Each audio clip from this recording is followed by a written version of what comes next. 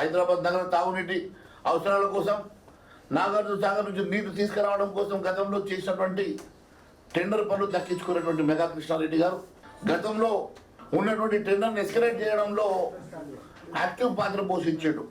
కానీ ఆ నాసిరకం పనుల వలన నిన్న జరిగినటువంటి సుంకిసర ప్రాజెక్టు కూలిపోవడంతో 10 రోజుల నుంచి ప్రభుత్వం దృష్టికి రాలేదా, లేకుంటే ప్రభుత్వం దృష్టికి వచ్చినా కూడా 10 రోజుల నుంచి దీన్ని గోప్యంగా ఉంచి కాంట్రాక్టర్ని కాపాడుకునేటువంటి ఆలోచనలో ఈ ప్రభుత్వం ఉన్నదా చాలా స్పష్టంగా అర్థమవుతున్నది. ఈ ప్రభుత్వం ఉన్నటువంటి నాయకులు, ముఖ్యమంత్రులు ఆయన ఏదో ఒక రకంగా కాపాడుకోవాలన్న ఉద్దేశంతో మాత్రమే గత 10 రోజుల కింద జరిగినటువంటి ఈ అంశాన్ని గోప్యంగా ఉంచి ప్రజాధనంతో ప్రజల అవసరాల కోసం నిర్మాణమవుతున్నటువంటి పనిలో వేల కోట్ల రూపాయల టెండర్లు దక్కించుకున్నటువంటి కాంట్రాక్టర్లు ఈరోజు ఈ రకమైనటువంటి నాసి రకమైనటువంటి పనులు చేసి నాయకులు అండదండలతో మాత్రమే తప్పించుకుని తిరుగుతున్నారు. శృంగిశాలలో జరిగినటువంటి ఘటన ఉదయం 6 గంటలకు షిఫ్ట్ ముగిసి కార్మికులంతా కూడా షిఫ్ట్ దిగిన తర్వాత జరిగింది. ఒక అరగంట ముందు జరుగుంటే 100 ప్రాణాలు ఈరోజు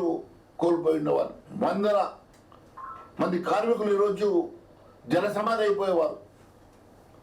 ఇంతటి నిర్లక్ష్యం, పారదర్శకత లేనటువంటి, నాణ్యత లేనటువంటి పనుల వలన ఈరోజు జరిగినటువంటి ఈ ఘటనలో ఇంకా ఈ రాష్ట్ర ప్రభుత్వం బుద్ధి తెచ్చుకోకుంటే, ఇలాంటి కాంట్రాక్టర్ని బ్లాక్ లిస్ట్ పెట్టకుండా, చర్యలు తీసుకోకుండా వేలుకోసుకొని వస్తుంటే, ప్రజాధనం దుర్వినియోగం అవుతూ ఉంటే, ప్రజల మానవ ప్రాణాలు డబ్బులతో ఆడుకునేటువంటి ఇలాంటి క్రిమినల్ కాంట్రాక్టర్లను వదిలేస్తూ ఉంటే ఏ రకమైనటువంటి స్వచ్ఛమైనటువంటి ప్రజాపాలన మీరు ఇవ్వగలుగుతారు అని చెప్పి నేను ప్రశ్నిస్తున్నా.